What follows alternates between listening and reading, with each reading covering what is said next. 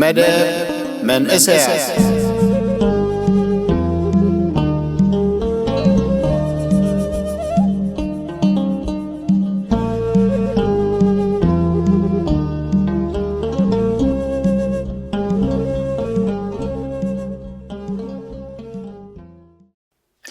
በስመ አብ ወወልድ ወመንፈስ ቅዱስ አሃዱ አምላክ አሜን። ሰላም እግዚአብሔር ምስ ኩላትኩም ይኹን። ናይ እግዚአብሔር ቤተሰብ ተኸታተልቲ መደብ መንእሰያት ኣብ ቴሌቪዥን ተዋህዶ ከመይ ቀኒኹም?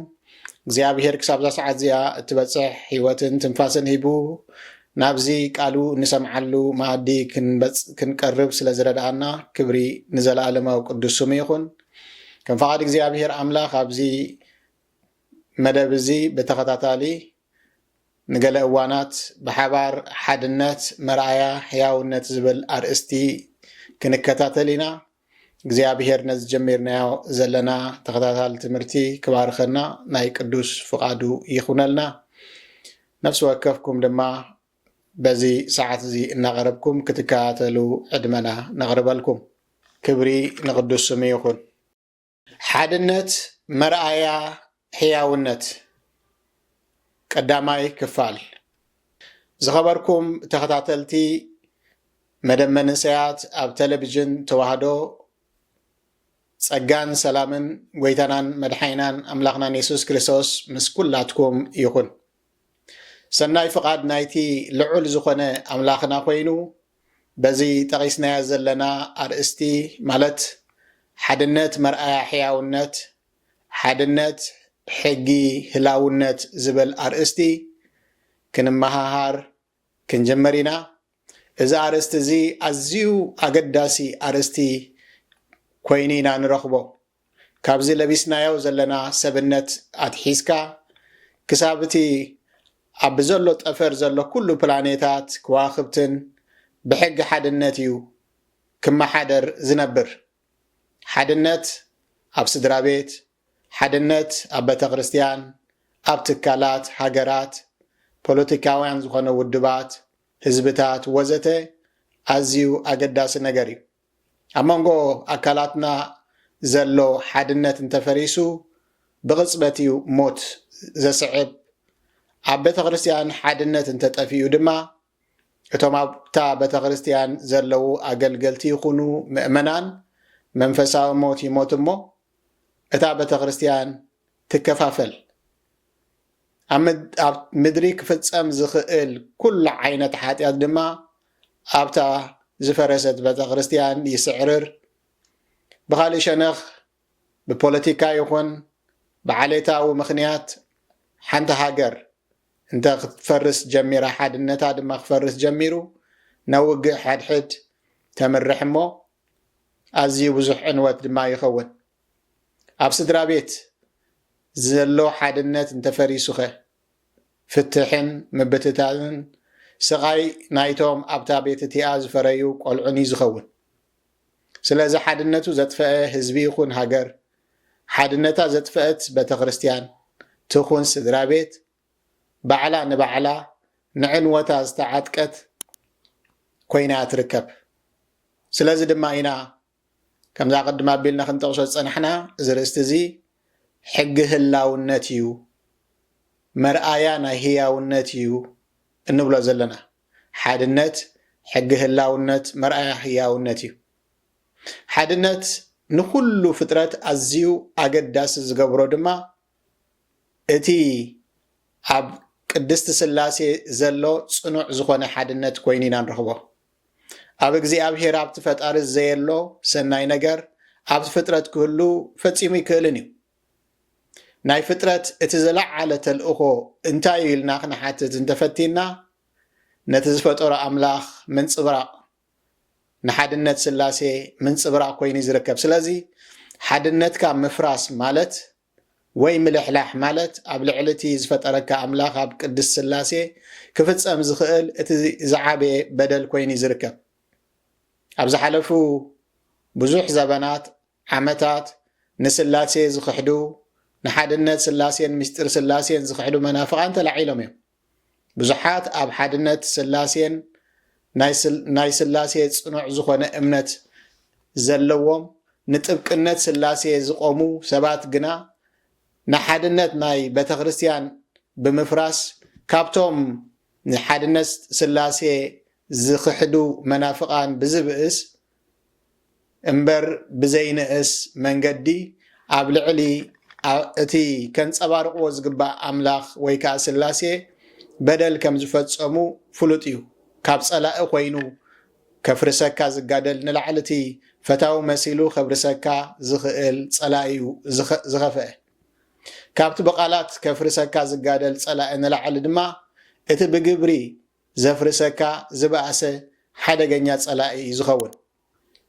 ብልሳንካ ብወርቃዊ ዝኾነ ቃላት ሓድነት ናይ ሰለስትነቱ ክተድንቕን ክትስጥይን ዘበንካ ዋላ ሙሉእ እንተወዳእኻ ግን ነታ ንሱ ዘኽበራ ሓድነት ቱ እትገልጽ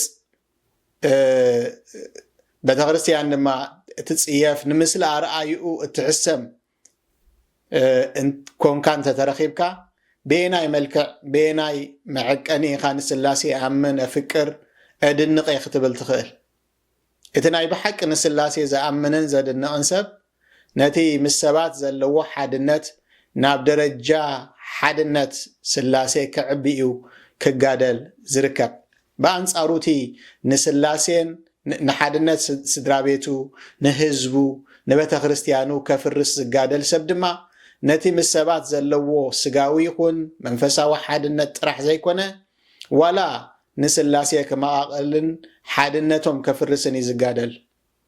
ሐዋርያ ቅዱስ ጳውሎስ ነቶም ሓድነት ተጸይፎም ምፍልላይ ዝመርፁ ዝነበሩ ሰብ ቆሮንጦስ ብዛዕባ ትርጉም እቲ ዘርእይዎ ዘለው ናይ ምፍልላይ ባህርያት እንታይ ማለት ምዃኑ ክገልጸሎም ክፍትን ከሎ ዝተጠቐመሉ ቃላት ንርአይ።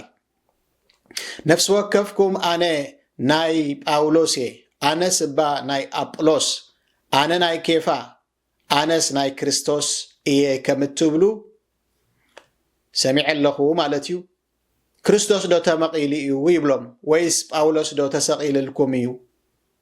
ወይስ ብስም ጳውሎስ ዲኹም እተጠመቕኩም ብምባል ምፍልላይ ማለት ንክርስቶስ ክትመቕሎም ምፍታን ምዃኑ ብምግላጽ እቲ ክብደት ናይቲ ዘርእይዎ ዘለው ኣበሳ እንታይ ምዃኑ ከብርሃሎም ከሎ ኢና ንርኢ። ቀዳማይ ቆሮንጦስ 1 ምዕራፍ ቁፅሪ 10 ስጋብ 13 ዘሎ ነዚ ሓቂ እዚ ንምርዳእ ብዙሕ ጥቕስታት ወይ ብዙሕ መብርሂታት ክንህብ ዘድሊ ይኮነን።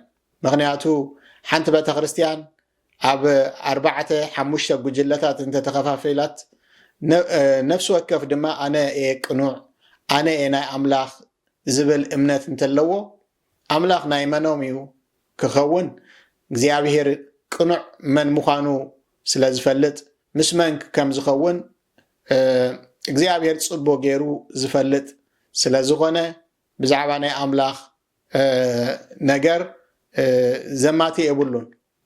እቲ ንኣምላኽ ናይ ምምቕቓል ስውር ዕላምኦም ዘይሰለጦም ኮይኑ ደኣ እዩ እምበር እቲ ኣብቲ ምፍልላይ ዘሎ ስውር ዕላማ ናይ ሰይጣን ግን ንኣቶም ነቶም ሰባት ጥራሕ ዘይኮነ ንኣምላኹን ንምምቕቓል ዝዓለመ እዩ። እግዚኣብሔር ነቲ ኣባና ክሪኦ ዝደሊ ሓድነት ብምንታይ ዝዕቅኖ? በቲ ናቱ ሓድነት በቲ ኣብ ማእከል ቅድስት ስላሴ ዘሎ ሓድነት ከም ዝልክዖ ጎይታናን መድሓኒና ኢየሱስ ክርስቶስ ኣብቲ ምስ ደቀ መዛሙርቱ ዝጸለየ ጸሎት ብዛዕባ ደቀ መዛሙርቱ ዝጸለየ ጸሎት ናይ መወዳእታ ጸሎት ማለት እዩ ምዕራፍ 17 ወንጌል ዮሃንስ ንረኽቦ ገሊፅዎ ንረኽቦ ኢና። እንታይ ዝብል ትጽሑፍ እንተይልና ዓለም ንኣኻ ከም ወይ ዓለም ንስኻ ከም ዝለኣካ ንምእንቲ ክትኣምንሲ ወኣቦይ ከምቲ ንስኻ ኣባይ ዘለኻ ኣነ እውን ኣባኻ ከምኡ ድማ ንሳቶም ኣባና ሓደ ክኾኑ ኩላቶም ሓደ ክኾኑ ዓለም ድማ ከምቲ ንዓይ ዝለኣኽካንን ዘፍቀርካንን ከምኡ ንኣታቶም እውን ከም ዘፍቀርካዮም ምእንቲ ክትፈልጥሲ ንሕና ሓደ ከም ዝኾንና ኣነ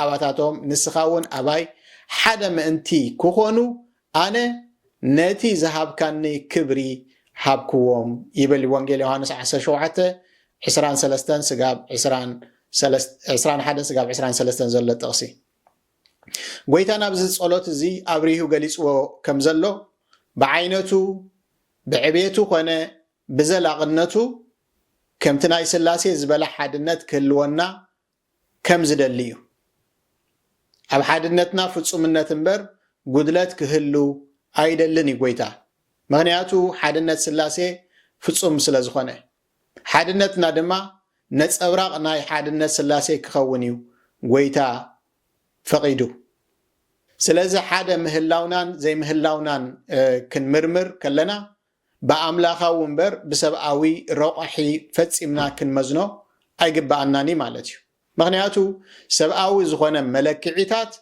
ወሃ ዘበለ ዘደቕንቕ ሓድነት ሃሊና ብኣምላኻዊ ዝኾነ መዐቀኒ ግን ከም ዘየለ ክቁፀር ስለ ዝኽእል ኩሉ ሳዕ መዐቀኒና ኣይናይ ምዃኑ ክንፈልጥ ከድልየና እዩ እቲ ዘለካ ሓድነት ብኩሉ መለክዒታቱ እግዚኣብሔር ጥራሕ ዝኸብረሉ ምስ ዝኸውን እዩ እቲ ሓድነት ፍጹም ሓድነት ክበሃል ዝኽእል ሰይጣን ጥራሕ ዝኸብረሉ ግን ከዓ ጽኑዕ ሓድነት ዘለዎን ሓያሎ ኣብያተ ክርስቲያናት ኣብ ሕሉፍ ታሪኽ ኮነ ኣብዚ ዘለናዮ ዘበን መሊአን ኮይነን ኢና ንረኽበን ኣብዚ ጸሎት ጎይታናን መድሓኒና ኢየሱስ ክርስቶስ ዝጸለዮ ጸሎት ኣብሪሂልና ከም ዘሎ ግን ሓድነትና ኣብ ኣምላኽ እምበር ኣብ ህንፃ ይኹን ኣብ ስርዓት ናይታ ንከበላ ቤተ ክርስቲያን ኣይኮነን ክኸውን ዘድሊ ወይ ዝግባእ ኣብቲ መሰረት እምነትና ይኹን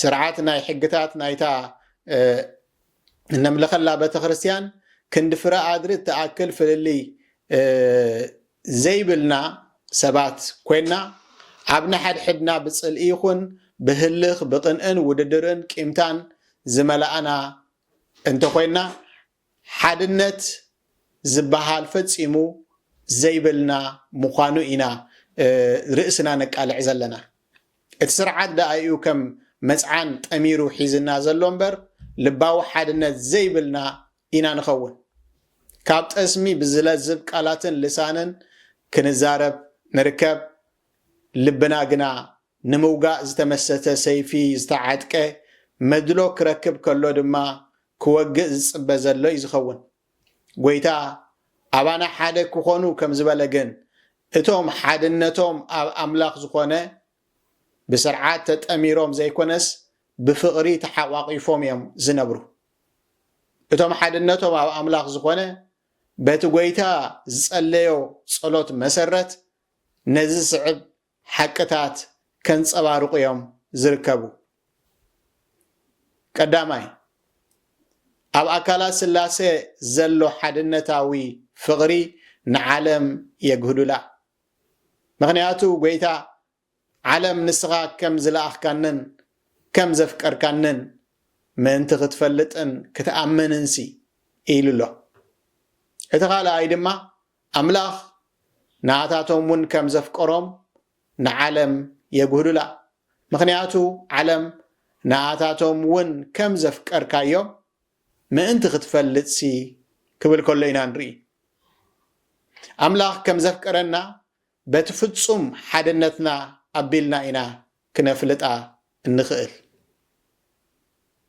እቲ ሳልሳይ ድማ ክብሪ ኣምላኽ ኣባታትናም ከም ዘሎ ንዓለም የርእይዋን የረጋግጹላን ክብሪ ኣምላኽ ኣባታቶም ከም ዘሎ ንዓለም እንታይ ይገብሩላ የረጋግጹላ ምክንያቱ ጎይታ እንታይ ኢሉሎ ብዛዕባ እዚ ጉዳይ ድማ ሓደ ምእንቲ ክኾኑ ኣነ ነቲ ዝሃብካኒ ክብሪ ሃብክዎም ይብል ኣብቲ ፍጹም ሓድነት ዝፈረሰሉ ግን ክብሪ ሰይጣን እዩ ዝዓዝዝ እምበር ክብሪ ኣምላኽ ዝበሃል የለን ክብሪ ሰይጣን ከኣኒ ሓጢኣትን ርክሰትን ጥራሕ እዩ እግዚኣብሔር ሓድነትና ዝበህገሉ ምክንያት ድማ በዚ እዩ እግዚኣብሔር ንሓድነትና ዝሰረተን ዘጽንዕን ቃልን መንፈስን ምስጢራትን ክህበና ከሎ በታ ሓደ አንጻራዊ ዝኾነ ሸነኽ ድማ ሰይጣን ንሓድነትና ዘፍርስ ክፉእ ናይ ትዕቢትን ናይ ጽልእን ናይ ቅንኣትን ህልኽን መንፈስ እናዘርአ ክበታትነና እዩ ዝፍትን። ስለዚ ንሓድነትና ብፍቓድና ክነፍርሶ ከለና ኣብታ ክርስቶስ ደሙ ኣፍሲሱ ዝዓደጋ ቅድስቲ ቤተ ክርስቲያን ነቲ ዓመፀኛ ዝኾነ ሰይጣን ጸላኢና ክነገልግሎ ነቲ ክቡር ዝኾነ ኣምላኽ ከዓ ኣብ ገዛእ ቤቱ ክነሕስሮ መሪፅና ኣለና ማለት እዩ። ሐዋርያ ቅዱስ ጳውሎስ ንሓድነት ቤተ ክርስቲያን ዝመሃረሉ እቲ ዝበለፀ ኣብነት ኣሎ ኢልና ክንጠቕሶ ንኽእል እንተልዩ ሓድነት ናይዚ ለቢስናዮ ዘለና ኣካል እዩ። ነቲ ኣካላት ናይ ሰብነትና ኣብቲ ምስቲ ሰብነት ተተሓሒዙሉ ዘሎ ኣካሉ ወይ ካብቲ ኣካሉ ቆሪፅና እንተ ደኣ ፈሊናዮ ብኡ ንብኡ እዩ ዝመውት። ነቲ ብዘሎ ሰብነት ድማ ከቢድ ስንክልና ወይ እውን ሞት ከስዕበሉ ይኽእል እዩ። ሰብ ኢደ እግሩ ተቆሪፁ ዓይኑ ወፂኡ እዝኑ ተቐዲዱ እንተጎደለ ከይመውት ይኽእል እዩ። እንተኾነ እቲ ዘስዕቦ ስንክልና ኣዝዩ ከቢድ እዩ ዝኸውን። ዋላ እንተ ዘይተቆርፀ እኳ ኣብቲ ዘለዎ ቦታ እንተ ለሚሱ ህይወት ከመይ ዝበለት ከባድ ከም ትኸውን ነቲ ኣካል እቲ ኩላና እነስተውዕሎ ሓቂ እዩ። እቶም ካብ ሰብነት ዝቁረፁ ወይ ስርሖም ዘቋርፁ ከም ኩሊት፣ ልቢ ወይ እውን ጸላም ከብዲ፣ ሳምቡእ ዝበሃሉ ኣእምሮ ዝኣመሰለ ኣዝዮም ክሪቲካል ኣገደስቲ ዝኾኑ ኣካላት ምስ ዝኾኑ ድማ እታ ህይወት ብመሰረቱ ኣብቂዓ ብሞት እዩ ዝዛዘም። እዚ ሐዋርያ ቅዱስ ጳውሎስ ብድርኺት መንፈስ ቅዱስ ነዚ ሰብነት እዚ ዝጠቐሰሉ ምክንያት ከዓ እታ ሰብነት ክርስቶስ ዝኾነት ቅድስት ቤተ ክርስቲያን ከምዚ ዝበለ ምፍልላይን ምቁርራፅን ከጋጥማ ከሎ ናብ ከቢድ ዝኾነ ጉድኣትን ሞትን ከም እትወድቕ ምእንቲ ከመልክተና ኢሉ ምዃኑ ኩላና ሕጂ ክንግንዘቦ ይግባአና። ስለዚ ነዚ ሃዋርያዊ ዝኾነ ኣብነት ከም ዝግባእ ምጽናዕ ማለት ንምስጢር ሓድነት ከም ዝግባእ ክትርድኦ ምኽኣል ማለት እዩ። ከምዚ ዝስዕብ ዝብል ከዓ እዩ እቲ መልእኽቲ። ከምቲ ስጋ ሓደ ክንሱ ብዙሓት ኣካላት ኣለዉ ይብል። ከም ስጋ ሓደ ክንሱ ብዙሓት ኣካላት ኣለዉ ብዘሎ ተኣካል ስጋ ከዓ ብዙሕ ክንሱስ ሓደ ስጋ ዝኾነ ክርስቶስ ከዓ ከምኡ እዩ። ኣይሁድ ወይ ጽርዓውያን ባሮት ወይ ጭዋታት እንተኾንና ንሕና ኩላትና ሓደ ስጋ ምእንቲ ክንከውንሲ ብሓደ መንፈስ ተጠሚቕና ኢና እሞ ሓደ መንፈስ ሰተና። እቲ ስጋ ከዓ ብዙሕ እምበር ሓደ ኣካል ኣይኮነን እሞ እግሪ ኢድ ካብ ዘይኮንኩስ ናይ ስጋ ኣይኮንኩን እንተበለ በዚ ዶ ናይ ስጋ ምዃኑ ይተርፎ እዩ።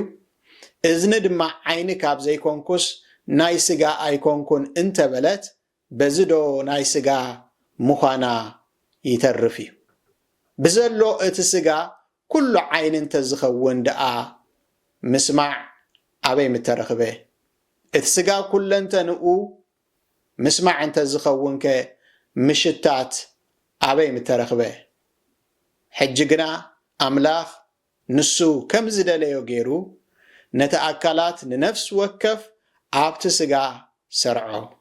ኩሉ ኣካላት ሓደ ኣካል ጥራሕ እንተዝኸውንከ እቲ ስጋ ኣበይ መሃለወ? ሕጂ ግና ኣካላት ብዙሕ እዩ። ኣካላት ብዙሕ እቲ ስጋ ግና ሓደ እዩ። ዓይኒ ንኢድ ኣይደልየክን ክትብላ ኣይከኣላን እዩ። ወይስ ርእሲ ድማ ንእጋር ኣይደልየኩምን ክትብሎም ኣይከኣልን እዩ። እቶም ድኹማት ዝመስሉ ኣካላት ስጋ እባ ግዳዮም ኣዝዮም ዘድልዩ ነቲ ኣብ ስጋ ዘሎ ሕሱር ዝመስለና ከዓ ብዝበዝሕ ክብሪ ንኸድኖ ንሕፍረትና እውን ኣዝና ብክብሪ ንኽውሎ። እቲ ክቡር ኣካላትና ግና እዚ ኣየድልዮን እዩ። ግናኸ እቲ ኣካላት ንሓድሕዱ ሓደ ሓልዮ ክህልዎ እምበር ኣብቲ ስጋ ምፍልላይ ከይከውንሲ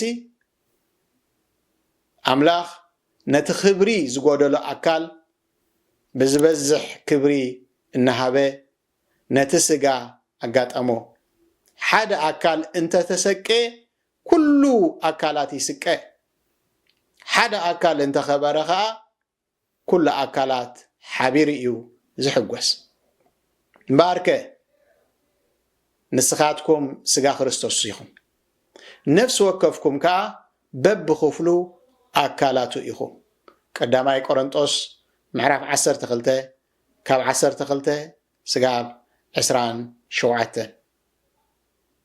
ካብዚ ክፍሊ ጽሑፍ እዚ እንታይ ኢና ንርዳእ እቲ ብሓድነት ኣካል ዝቆመ ሰብነት ዝመሓደረሉ ሕግታት ከም ዘለውዎ ብዛዕባ እቲ ሕግታት ቅድሚ ምዝራብና ግና እቲ ኣብ ፍቕዲ 12 ተጻሒፋ ዘላ ተጠቒሳ ዘላ ኣገዳሲት ዝኾነት መንፈሳዊት ሓቂ ክነቕልበላ ይግባአና እታ ጥቕሲ እንታይ እያ ትብል ክርስቶስ ከዓ ከምኡ እዩ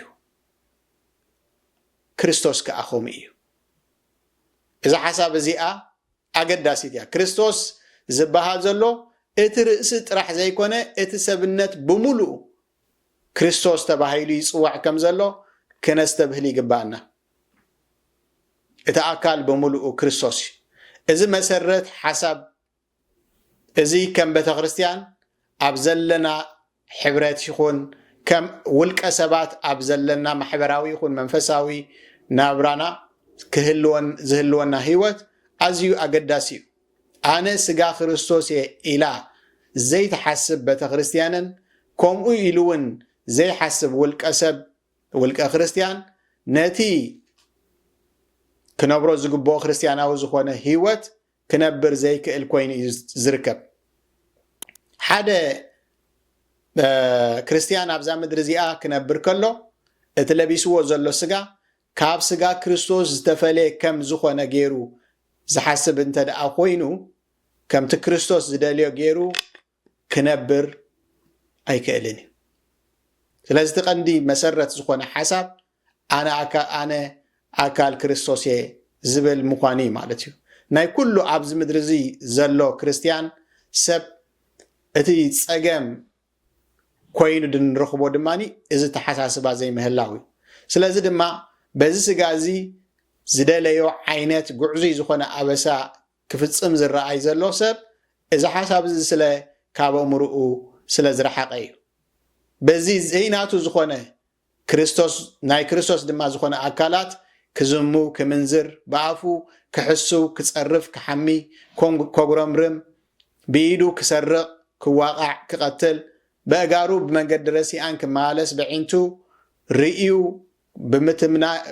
ብምናይ ክዝሙ በእዛኑ ድማ ብዙሕ ክፉእ ዝኾነ ቃላት ሓሶት ወዘተ ክሰምዕ ዝርከብ ካብዚ ኣተሓሳስባ ዝነቀል እዩ ብኣእምርኡ ክፍኣት ይኣልም ብክፉእ ሓሳባት ይሓስብ ብስጋና ሓጢኣት ክንገብር ከለና ንስጋ ናይቲ ቅዱስ ዝኾነ ክርስቶስ ኣብ መዓላ ሓጢኣት ነውዕሎ ኣለና ማለት እዩ ስለዚ ድማ ሐዋርያ ቅዱስ ጳውሎስ እቲ ስጋኹም ኣካል ክርስቶስ ምዃኑ ዶ ኣይትፈልጡን ኢኹም እምበር ስለ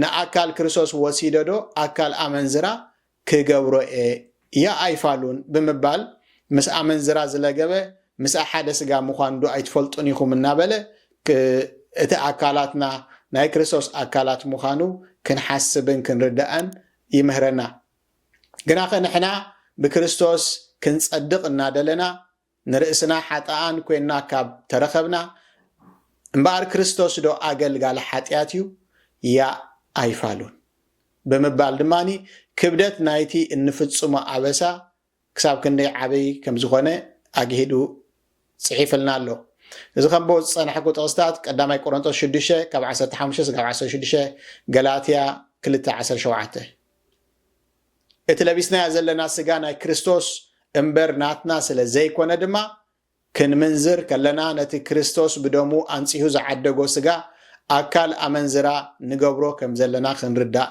ክንሓስብ ይግባአና ጎይታና ኣብ ግዜ ምጽኣቱ ነቲ ብስጋና ዝገበርናይ ኣበሳ ዘለኣለማዊ ዝኾነ ስቃይ ዝፈድየሉ ምኽንያት ድማ ንሱ እዩ ኣብዘን ሓፀርቲ ዝኾና ናይ 60-70 ዓመት ዕድመና ንዝፈጸምናዮ ሓጢኣት ንኽንድኡ ን60-70 ዓመታት ዕድመና ንዝፈጸምናዮ ሓጢኣት ንኽንድኡ ን60-70 ዝኾነ ዓመት እንተንቕፅዓሉ እኳ ብዙሕ እምብዛ ኣይምኸበደን ንቕፅዓትና ዘለኣለማዊ ዝገብሮ ዘሎ ደኣ እንታይ እዩ እንተልና ግን ኣብቲ ለቢስናዮ ዘለና ስጋ ናይቲ ዘለኣለማዊ ክርስቶስ ዝተፈጸመ በደል ምዃን እዩ እቶም ኣብተን ሓፀርቲ ዓመታት ብስግኦም ሰናይ ዝገበሩ ብዘለኣለማዊ ክብሪ ዝኸብረሉ ምኽንያት ድማ ነቲ ለቢሶሞ ዘለዉ ስጋ ክርስቶስ ብክብርን ብንጽህናን ብቅድስናን ስለ ዝዓቀብዎ ከም ዝኾነ ኢና ድማ እንርዳእ ንሓጢኣት ኣቕሊልና ክንሪኦን ንምፍጻሙ ክንደፍርን ዝገብረና ዘሎ ድማ ነዚ ሓቂ እዚ ዘይምርዳእና ኮይኑ ዝርከብ እግዚአብሔር ኣምላኽ ምስተውዓልና ይኽፈቶ ኣነ ኣካል ክርስቶስ እየ እዚ ለቢሰ ዘለኹ ብክቡር ዝኾነ ደም ክርስቶስ ተዓደገ ናይ ክርስቶስ እዩ ኢልና ኣካላትና ምስ ኣካል ክርስቶስ ሕብረት ከም ዘለዎ ክንርዳእ እሞ በዛ ኣካላትና ድማ ሓጢኣት ንኸይንገብር ክንጥንቀቕ ክንሕሎ እግዚአብሔር ኣምላኽ ይደልየና ክብሪ ነቲ ዘለኣለማዊ ቅዱስ ስሙ ይኹን ሰማዕና ቃል ድማ ኣብ ልብና ይሕድረልና ኣብ ዝመጽእ ሰሙን ብኻልኣይ ክፋል ክሳብ ንረኸብ እግዚአብሔር ኣምላኽ ምሳይን ምሳኻትኩምን ይኹን ብሰላም ቀንዩ